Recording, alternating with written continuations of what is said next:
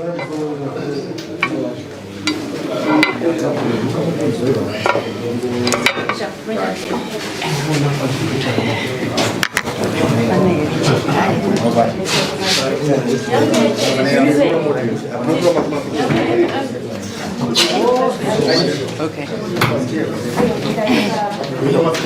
We good? Yeah.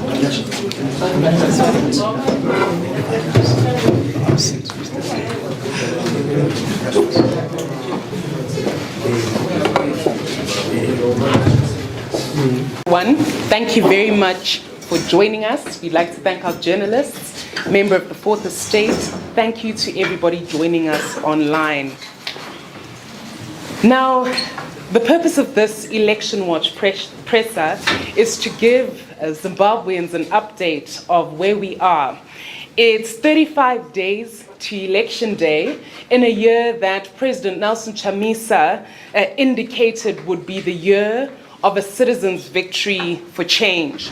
Now, the upcoming election of the 23rd of August 2023 is being held against a backdrop of mass suffering. 49% of Zimbabweans are living under extreme poverty, according to the World Bank. We've got a public health crisis. Our public education system is on its knees.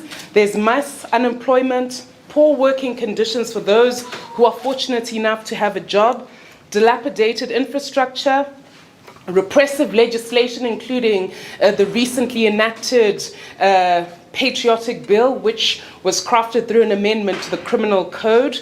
The PVO bill still hangs over the heads of citizens. Students are being arrested and jailed.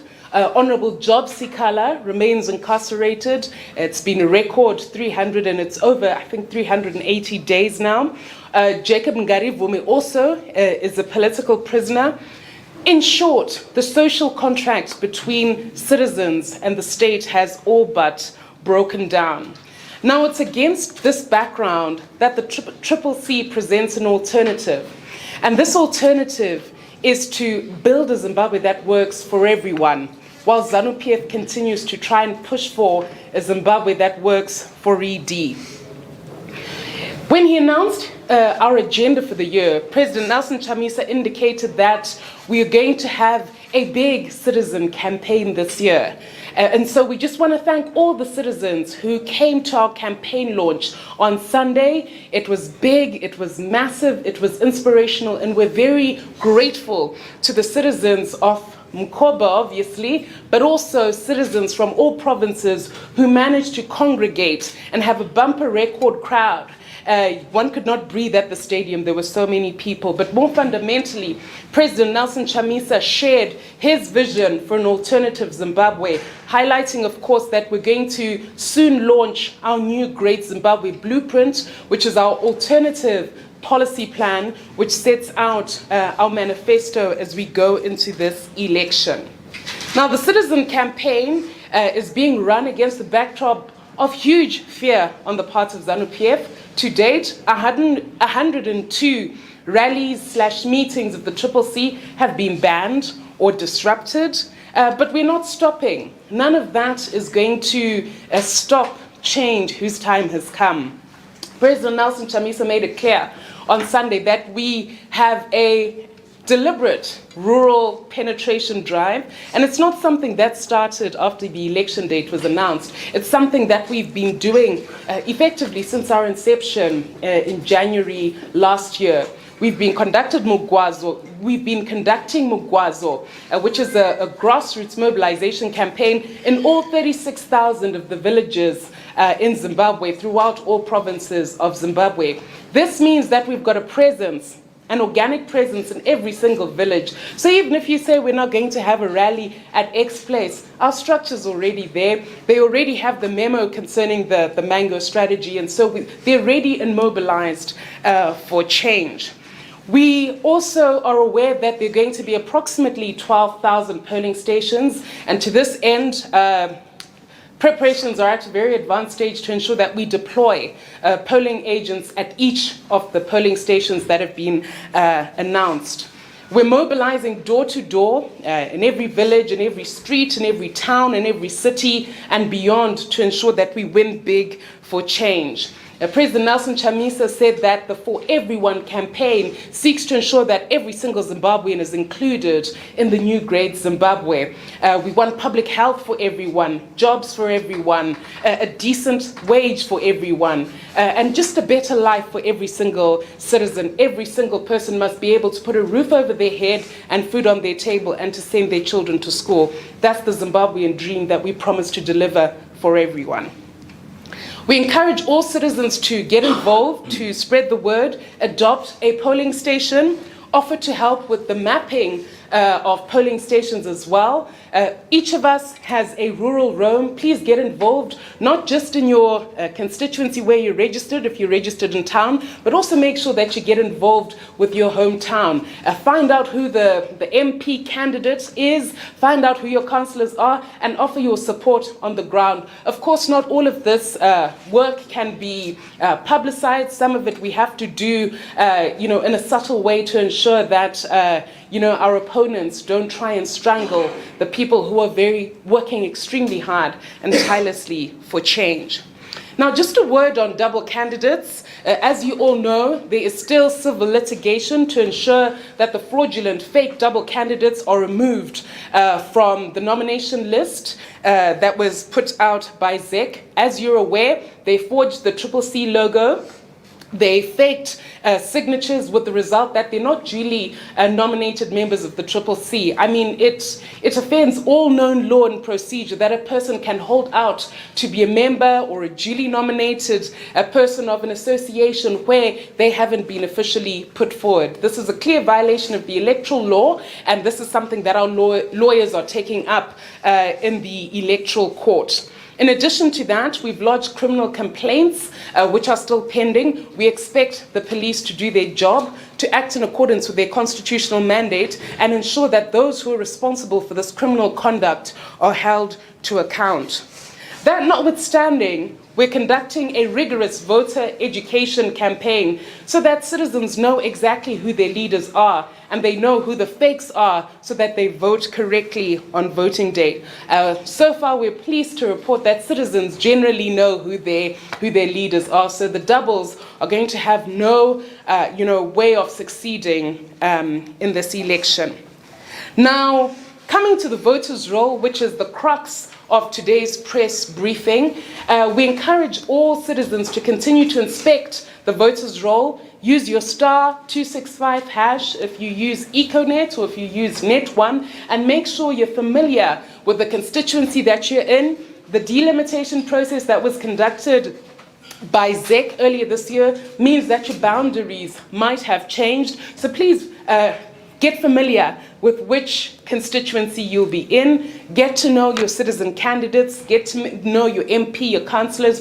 We obviously all know that we're going to vote resoundingly for President Nelson Chamisa in the presidency.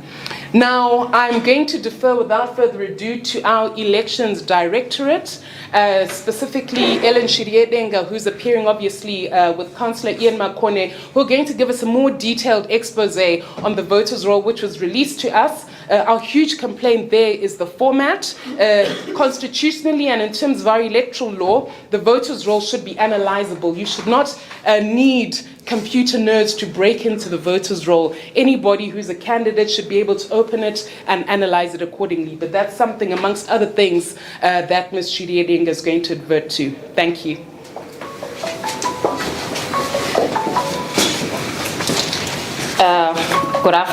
Good morning, everyone.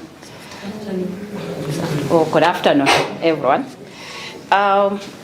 I'll speak mainly with regards to the voters' roll and all other, key electoral milestones.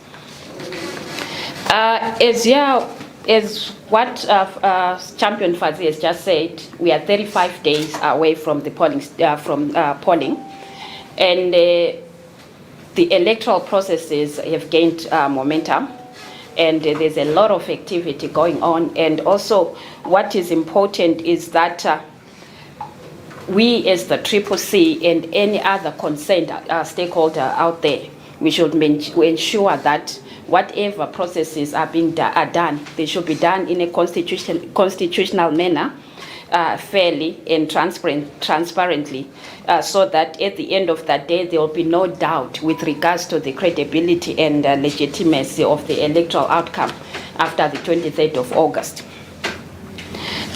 In that regard, let me talk about the voters' roll. As you're all aware, the voters' roll has been an area of contestation this electoral season, and also even the previous electoral season, be it the 2013 elections, be it the 2008, we've always had issues with regards to the voters' roll, particularly with respect to accessibility and its credibility. The last time we received the voters' roll as a party was in January 2022. And unfortunately, we never got to access the roll since then, to the extent that even the delimitation which we had last year as stakeholders, or even just the citizens out there, did not even know, did not even have access to the voters' roll. Moreover, as you are aware, the delimitation is premised on the numbers of registered voters. So we're actually in the dark when we actually went through this delimitation exercise. But needless to say, according to Section 21, subsection 6 of our Electoral Act, candidates upon nomination, they are entitled to electronic copies of the voters' roll. And as such, is the CCC presidential candidate got his copy of the national voters' roll on the 10th of July. And subsequent to that, our members of parliament that were also duly nominated, they got their copies of the voters' roll. Be that as it may, Section 21, subsection 7 of the Electoral Act clearly spells that where a voters' roll is provided in electronic form, in terms of subsection 3, 4, or 6, of the Electoral Act, its format shall be such as allows its contents to be searched and analyzed. So there is then emphasis on the analyzability and searchability of the voters' roll. Upon receipt of the national voters' roll for our presidential candidate, as the CCC, we were shocked to note that the voters' roll was in PDF format. As you are all aware, the PDF format is an output format intended for reading purposes only. There is no way you can analyze using PDF. Even the searching function, if the Control F function, is just limited. It does not allow for a comprehensive search.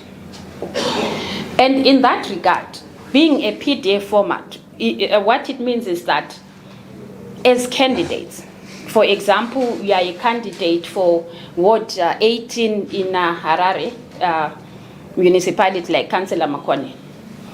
From the national voters' roll, you cannot ascertain the registered voters in that particular ward.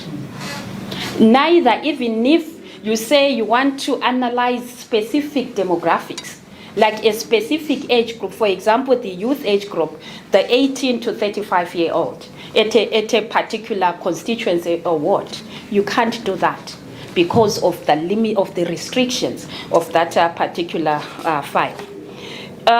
More so, the voters' roll for the presidential candidate, you cannot print. So what it means, remember, when people do their door-to-door canvassing, they'll prefer moving around with copies of the voters' roll so that people are able to, to tick whenever they approach people. But that is not possible because the voters' roll is not in a printable format. What it literally means, at this stage, you can only view the voters' roll from a computer or possibly a phone, a smartphone. But then what it means is that, because of the huge, data there, the font becomes too small. So literally one has to strain his or her eyes.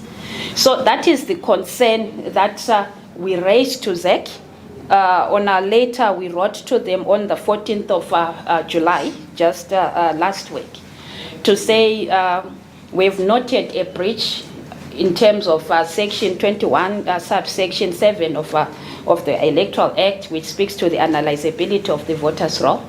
And we have since requested ZEC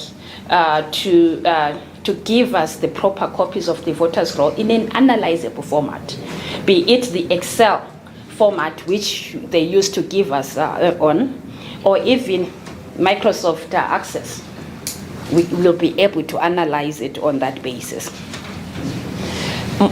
Most importantly, the second part with respect to the voters' roll is the auditing of the voters' roll. The voters' roll we received from ZEC in January 2022.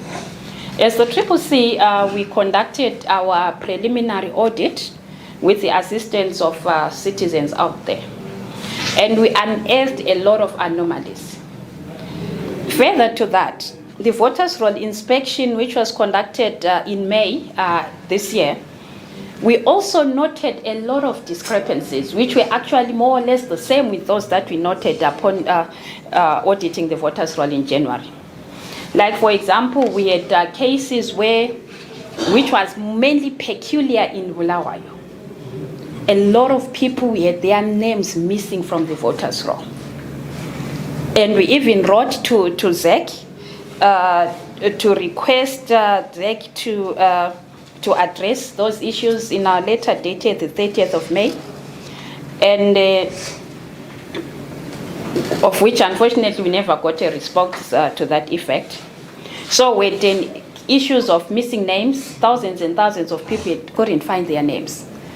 And also the first-time voters were also affected. Just as I was coming here, I got a call from about 20 people from Chitungwiza, who were first-time voters. They couldn't find their names on the voters' roll that were given last week. So we still have a problem in that regard. And also the other problem that we noted was, remember, we have a new delimitation boundaries.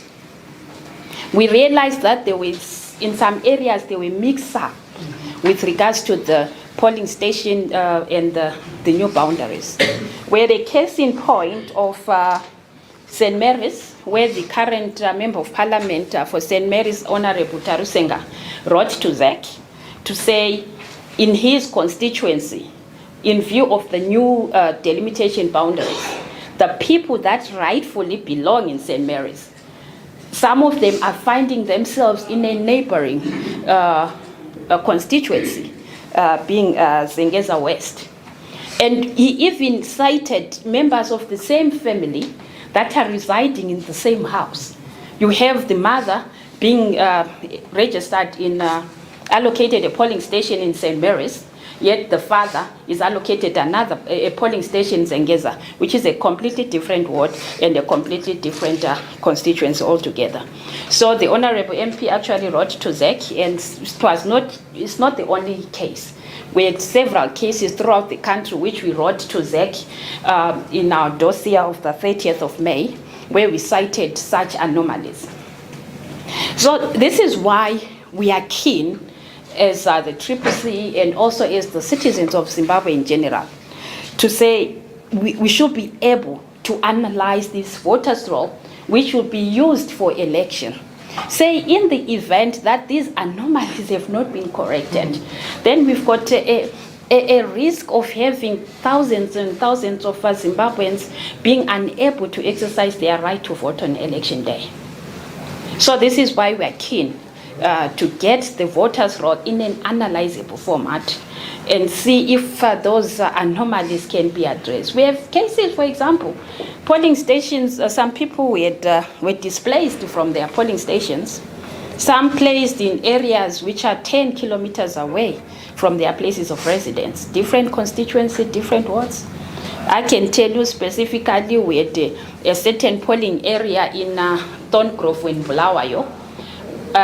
Suddenly those people found their names in Pumula constituency, it's St. Bernard's High School there. So those are some of the concerns that we raised And it is our hope that we'll be given the opportunity to analyze this voters' roll as soon as possible and ensure that corrective measures are put in place before the election. You know, our president always says the voters' roll is like a syllabus for every academic, study. In the event that you study a wrong syllabus, then we are likely to fail the exam. So as Zimbabweans, we wouldn't want to fail the exam because of the voters' roll issue. The second issue which I intend to discuss is that the issue of the double candidates. Champion Fadzi did allude to the crisis that we have on the double candidates. Just maybe a point of note. We have 20 House of Assembly double candidates. 15 are in Harare, 1 in Marondera, 1 in Kariba, and 3 in Bulawayo. And with respect to local authority double candidates, we have 18 of them spread across Bulawayo, Marondera Municipality, and Ngai RDC. What we noted as a party, remember, if you go to the Electoral Act, once after the sitting of the nomination court, a day after that, the public is given the opportunity to go and inspect the nomination papers. Upon hearing that we had double candidates, and knowing very well that,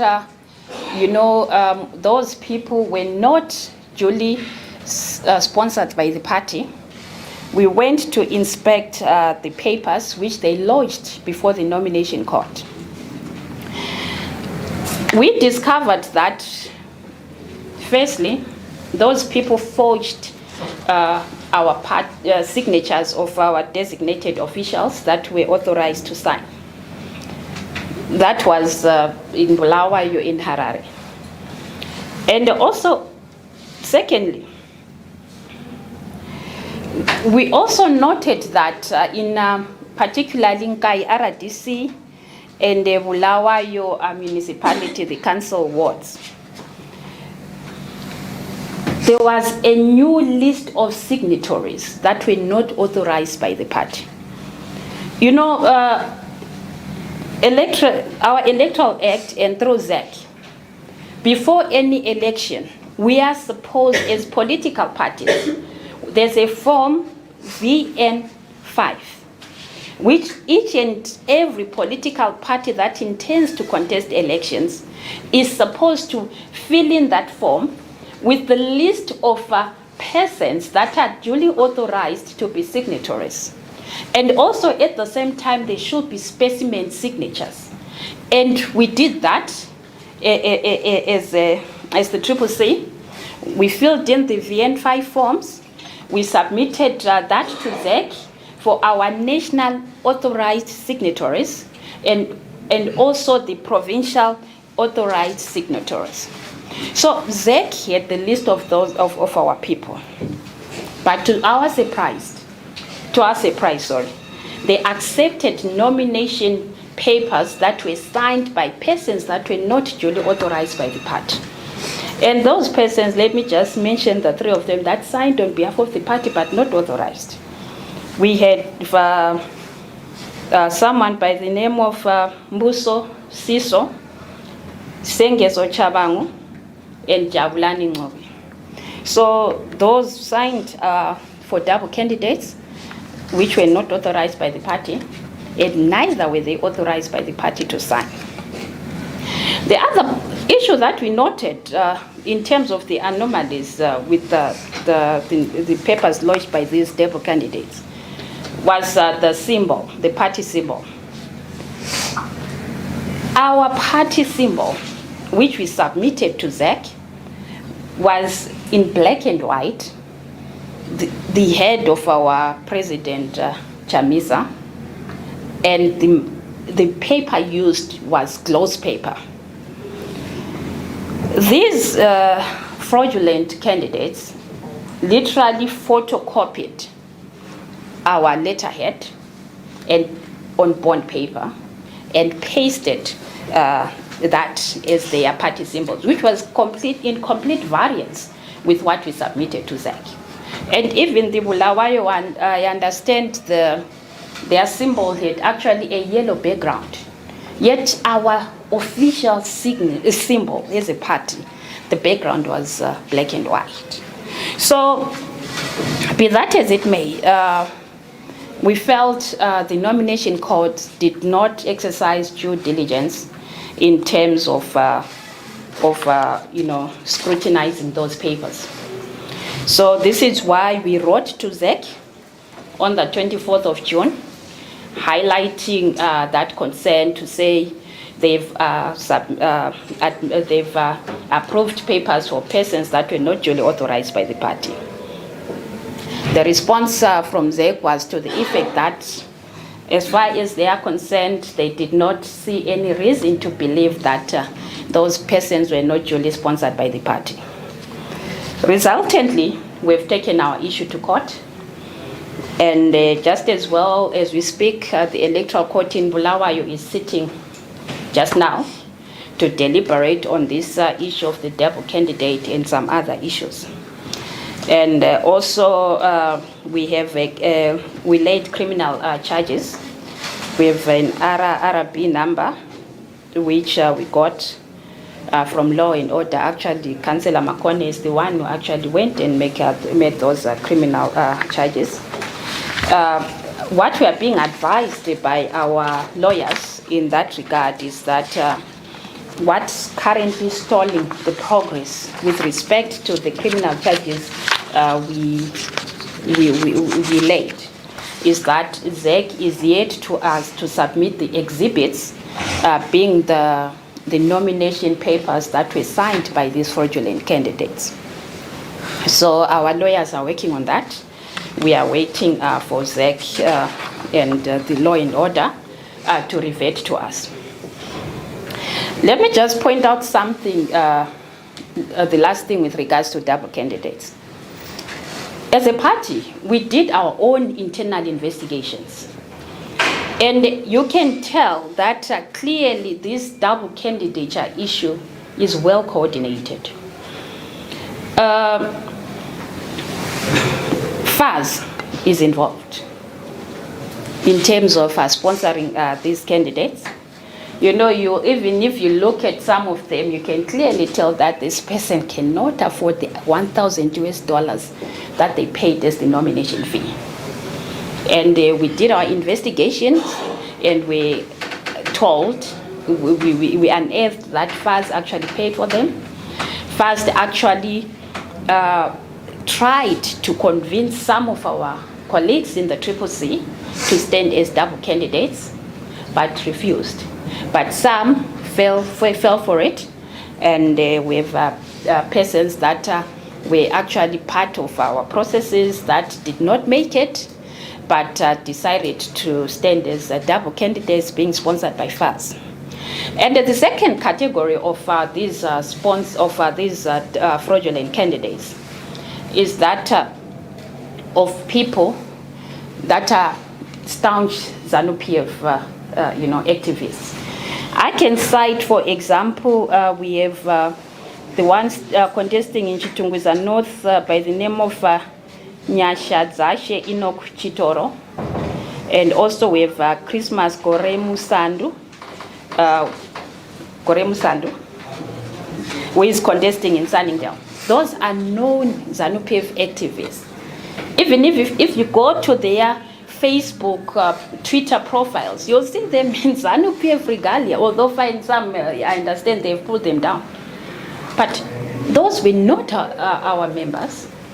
And even if you go to the database of CISP that conducted our candidate selection processes, they are not even there. They did not participate. But suddenly, we find their names on the nomination papers, purportedly being sponsored by the CCC. So this is how fraudulent and deceitful these people are. I think the aspect of the political playing political field, I think Fadzi did speak to that in terms of our numbers, our rallies that have been banned, the violence being intensifying throughout the country, and having our, candidates being arrested. For example, we have members of parliament, candidates, that 3 of them that were arrested just last week. The one for Masvingo Eben, Advocate Martin Mureri, Bedisai Gasra from Masvingo West, and Clifford Tlachoayo Chipinge South, and also with Koban Matsivanyika, our candidate from Bizo. Those 4 were arrested just last week and this week. So that is a cause for concern. And mainly, the arrests are due to them, for example, for Clifford Chipinge South, he was just, doing his door-to-door canvassing, and yes, with the cars, with posters and on, but then he was accused and charged. The charge was possession. So which it came to us. For us, we don't know if MOPA is such a provision, but clearly it's not there. So that is a cause for concern. But and the violence is intensifying. But then what we simply want to reiterate as the CCC is that, all this shows that ZANU-PF is in a panic mode. And also that ZANU is not prepared for a free and fair election. Nevertheless, we continue thanking the people of Zimbabwe for their resilience and their undeterred spirits, to the effect that they want to cast their vote for their preferred candidate come the 23rd of August.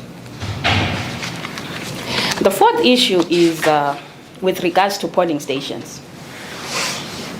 The electoral law states that polling stations should be gazetted 21 days before polling, and that will be on the 2nd of August, according to the ZEC calendar.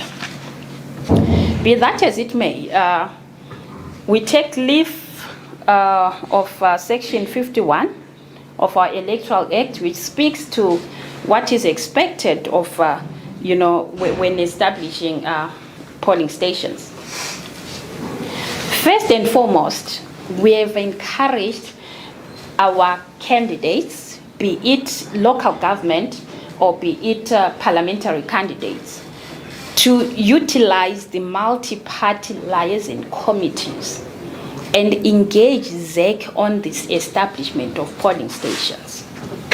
Because we've been hearing concerns when some of the polling stations, that have been there or that are there on the voters roll that has just been issued out, to say some of them are known, they are new, and there are questions with regards to the voter population there. And so we've asked our people to engage ZEC. And more so, we implore upon ZEC to adhere to the requirements of Section 51 of our Electoral Act. To say, for example, that every polling station shall be located in a place that is readily accessible to the public, including persons with physical disabilities. So that's the issue of access.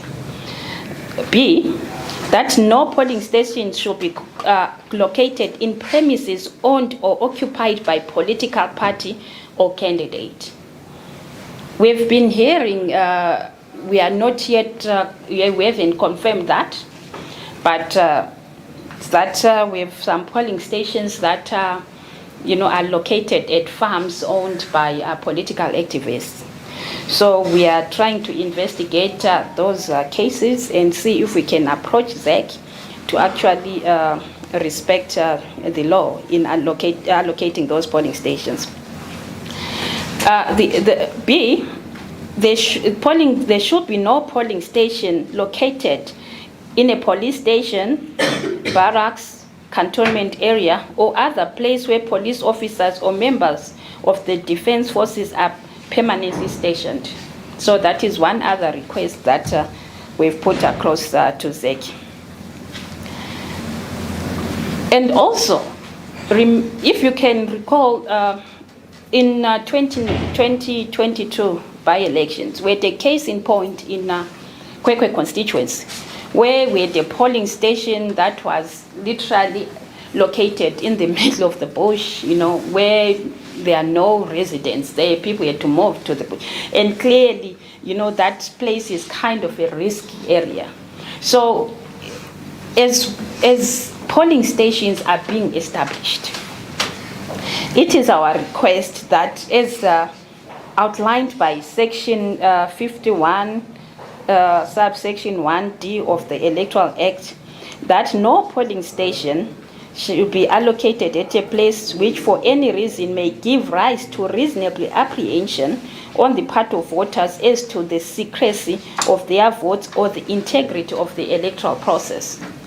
So this is what we are encouraging our candidates to look into as ZEC establishes the polling stations.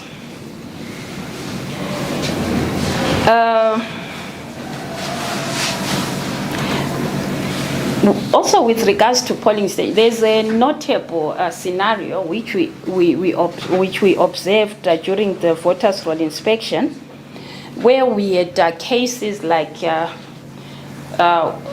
in Southerton, where a polling station, which was a polling inspection center then, was allocated to two different wards. And that is clearly, a breach of the law. And we expect polling stations to be assigned to a specific ward, just as well. We have a case in point, Clayton Farm Hall, here in Harare East. That farm hall, remember there are polling streams A and B. A should be allocated to Ward 9, Harare East, and then B is allocated to Ward 18 in Harare East. And that creates confusion. And we would ask ZEC to rectify that, because as far as we are concerned, the delimitation boundaries are clear. If, say, this polling station is Ward 18, let Ward 18 persons vote in that particular polling station, and not to mix up the two wards. Lastly, with regards to polling stations, I think we have noted that in the voters' roll that we've been allocated, the polling station codes have been removed. A polling station code is like an identity card number, right? An identity number, sorry. And that is unique to a specific person. But then if we have polling stations that do not have codes, at the end of the day, it becomes difficult, to account for polling stations. So, and that's when you see the risk of polling stations being moved, clandestinely. So this is our request to ZEC to say when they gazette the voters' roll, they should also include the polling station codes. So those are the 4 issues that I wanted to talk about, and I thank you for now. Thank you very much. We're going to make a detailed written summary of Ellen's submissions available for the press, so please just look out on our channels. We're also going to circulate it amongst our journalist groups on WhatsApp, Twitter, Facebook, and so on, so please look out for that. Now, with your leave, Councillor Makone, I'm going to just take a few questions. As usual, please indicate your name, the news house you're coming from, ask one question so that we can have quite a few. Yes, sir. Thank you so much. My name is Panashima from Sources Media News Agency. We'll need you to speak up so that we hear your My question. name is Panashe Makupa from Sources Media News Agency. So my first question is, I have two questions for you. In the event that these anomalies are not corrected, that she was highlighting, what are you going to do as a party? Are you going to boycott the election process, or going to proceed? Then Sorry, just one question at a time so we can cover a lot. What are we going to do? The CCC has consistently said that ZANU-PF can never win a free and fair election in Zimbabwe. We know that electoral malpractices are in their lifeblood. They're going to try and rig no matter what. So the first and most important call to action for every citizen is that we need to win big. We need to vote big, defend big. We need to ensure that we all stay at our polling stations. Our polling agents will be in place so that there is no scope for these electoral malpractices to take root. We're going to use every single tool available to us. We're going to use litigation, obviously. We're going to use political pressure, but we're also going to use our own internal mobilization. The CCC, we're not crybabies, we're champions for a reason. So we're going to fight and fight hard. And ZANU-PF's posture tells you beyond any doubt that they know that we're no walkover. They thought they'd buried us after they did their shenanigans with the NBC Alliance, and yet here we are, the biggest political party in the country. So we're going to fight. They must expect that we're going to fight hard so that we win Zimbabwe for change for everyone. Next question. Yes, ma'am? Okay, I'm Monica from HSTV. I want to know when and where is the next rally? Oh, that's a very good question. President Nelson Chamisa has been on the campaign trail non-stop.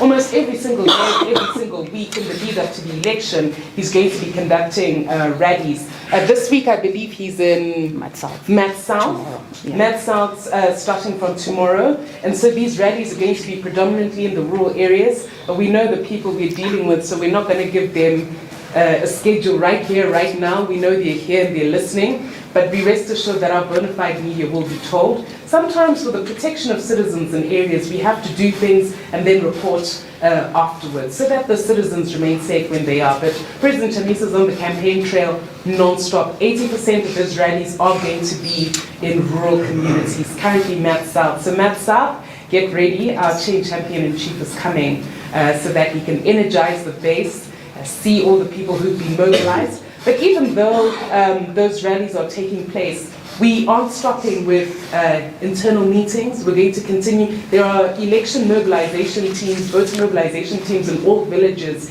every single day. So, rallies are just our show of force, but the real work is happening continuously on the ground. Yes, sir. Thank you. My name is Pretendo. I'm a journalist. What are you not complying with on MOPA? Because we have seen most of the cancellations. They are saying we are not combining, we are not following. Thank you very much. That's a very good question. I want to put it beyond doubt that the bans of CCC rallies have nothing to do with the law and everything to do with repression.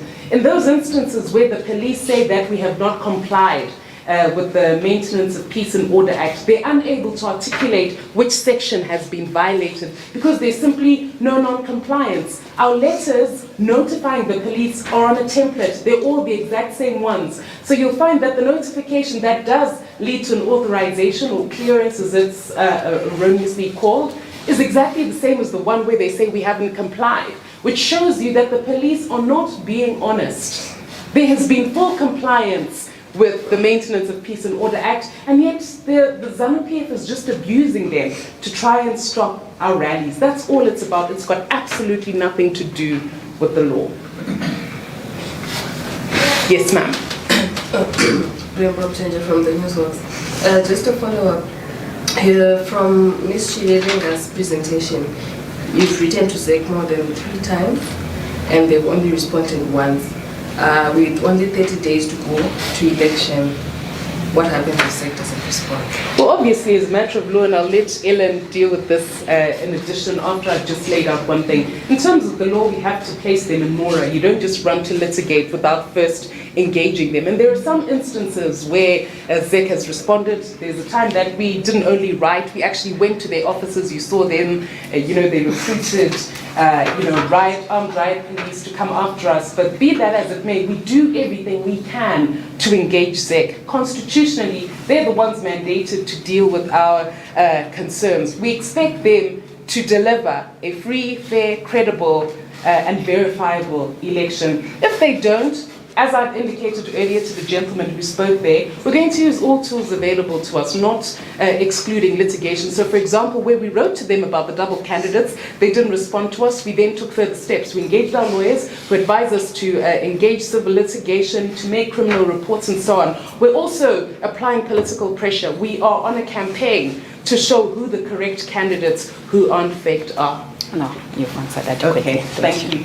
Are there any other questions? I think I'll take maybe one or two more. Yes, sir. Problem is obviously, I just want to know who signed for Massardi. I mean, it's not within the practice or comms protocol of the CCC to deal with personalities. And so I'm not going to be drawn into dealing with personalities. But to answer your question so that you don't say I've run away, we don't know. It's a forged signature. So we don't know who actually forged it, but the person who's represented as having signed for him didn't sign for him. And this is not just unique to him. This goes for all of the candidates that are an issue in this case. And so what I'm saying is a global answer to all of them. Yeah. Is there someone who hasn't asked a question, preferably a woman journalist? If not, yes, sir. Okay, thank you so much. So, one thing, question your preparedness to and seriousness as a party to this election. You were allegedly led to the application process in Malawi, which has taken you and ZEC to court for disqualification of those candidates in Malawi. How much is your budget towards this election to make sure that effectively campaign and okay, so the agents nationally? stripped to its essence, your question is how prepared is the CCC for this election? Now, the CCC is the only political party, bar ZANU-PF, that abuses state resources, loots, commandeers, ZUCO, that is actually able to mount a credible offensive against ZANU-PF. We had no issues whatsoever with the nomination of our presidential candidate. We see other people are in court, other people didn't have the money. Ours was completely sorted. When it comes to parliamentary candidates, similarly, we beat the record of the NDC and we had a 100% success rate, meaning that in all 210 constituencies, we've got duly nominated candidates on behalf of the CCC. It's not correct that our candidates in Malawi were late. If they were late as a matter of law, ZEC would not have accepted their papers. Remember, they don't like us. They would do no favors for us. So the fact that their papers were duly received and that they were nominated, they appeared in the Gazette, means that we fully complied with the law. So when you look at the total matrix when it comes to preparation, nobody beats the CCC. The old criticism of the CCC or of the opposition was that, no, you've got an over-focus on urban areas. But look at things now. ZANU-PF is even terrified for us to have a rally in Mashonaland Central because they know that we've penetrated and mobilized hard. Look what happened in Gokwe. Look what's happening in Chipinge South. They won't even let us do door-to-door. They won't let us have rallies. That is not the sign or posture of a political party that's not ready. They know that we're very ready. They try to squeeze all our sources of funding. And look at the bumper crowd that was at Nkoba Stadium. They try and ban our launch. We have another one. I don't know any other party that has the readiness to deal with a brutal dictatorship that's worse than Robert Mugabe. And we don't sit and moan about it. We make a plan B, C, D, E. Rest assured, we're not going to stop until we win Zimbabwe for change for everyone. And so on that note, I think we're going to close this press briefing. Thank you very much. Okay, just one because of our time. Yeah. Thank you very much.